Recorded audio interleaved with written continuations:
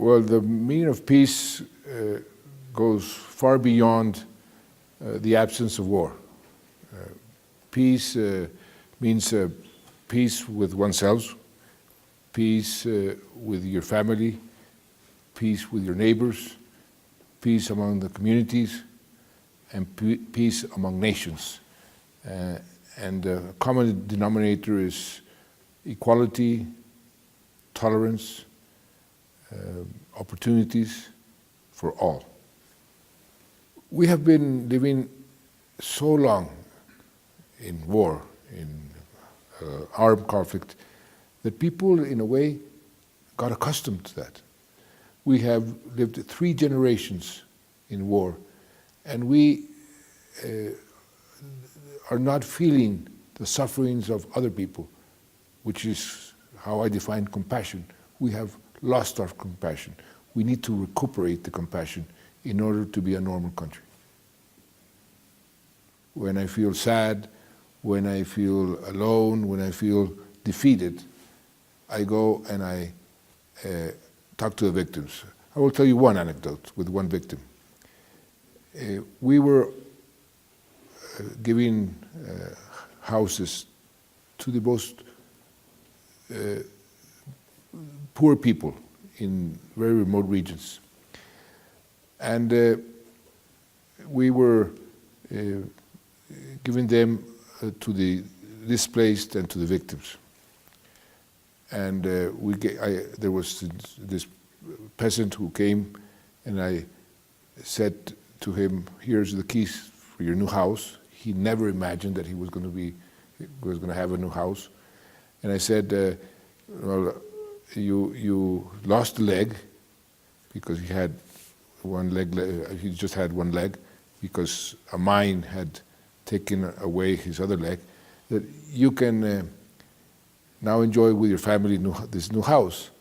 And he said, "Mr. President, I'm sorry to say that I also lost my family.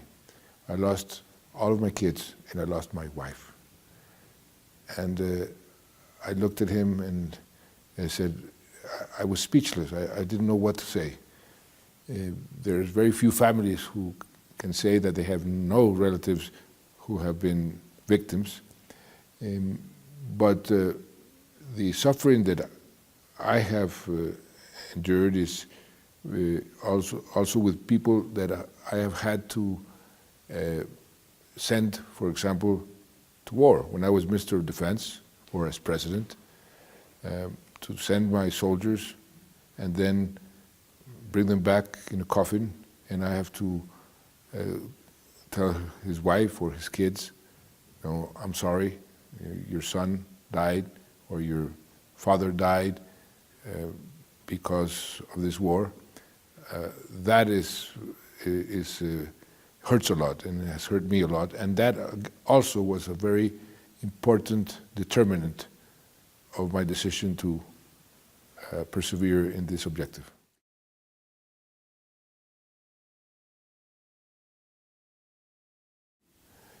Nobody thought that what we're doing now in Colombia was possible. When I started this process, 95% of the people says, "Why do you do that? You are the most popular person in Colombia because you were very effective as a defense minister, making war. And making war is easy. Making peace is much more difficult." I would have not forgiven myself if at the end of my life I thought that I had the opportunity to bring peace to my people and I didn't take it. We have a very social, progressive agenda. That's why some people think I am a traitor, because I look towards the most vulnerable. But I think this is, and I try to tell my friends in the elite that, and I remind them of a phrase that President Kennedy used to repeat: "You cannot be rich if you're surrounded by poverty." I was not obliged to have this plebiscite, but I thought it was the correct thing again.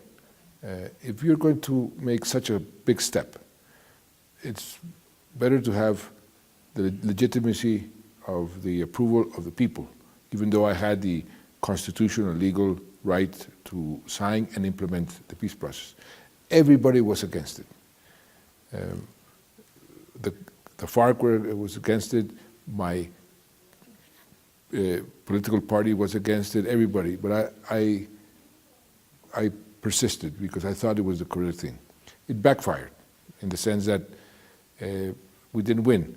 The plebiscite was announced, the results, very, very small margin with the no vote winning. I immediately thought of something that I have tried to apply in my life and in my public life. Tried to grasp the opportunity that this difficult situation offers you. And I immediately thought, if the yes had won by a small margin, the country would be in flames. Why don't you take this opportunity and try to build a better peace agreement with stronger support, and we will be better off than we were before the plebiscite. And that is exactly what I've been doing. All the effort that I've invested in this process, all the suffering, because it has been a very difficult process.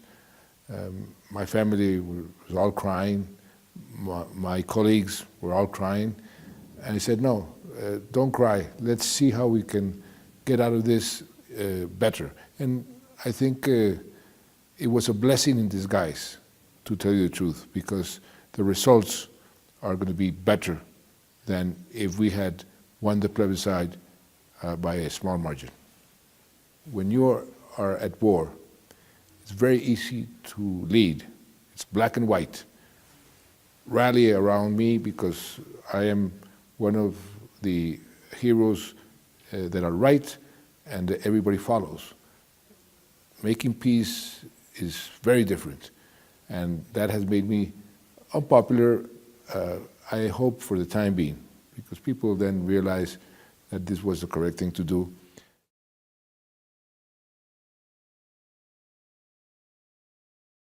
The Nobel Prize came like a God-given present at a very opportune time, because it was given in a moment where people had lost faith.